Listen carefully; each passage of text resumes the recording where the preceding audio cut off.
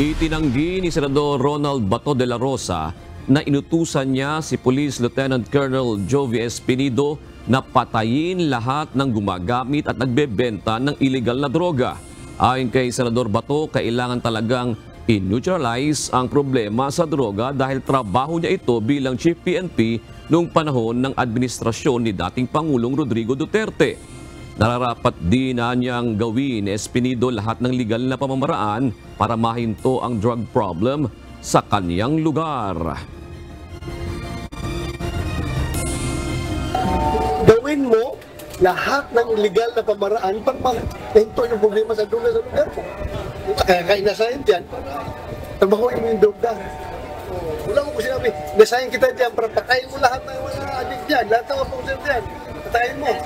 Wala mo ko sinabi nga to, di ba? So yun lang. Trabaho mo yan, as chief of police, ilisin mo yung kapaligiran mo, magtrabaho ka para mawala ang problema sa droga.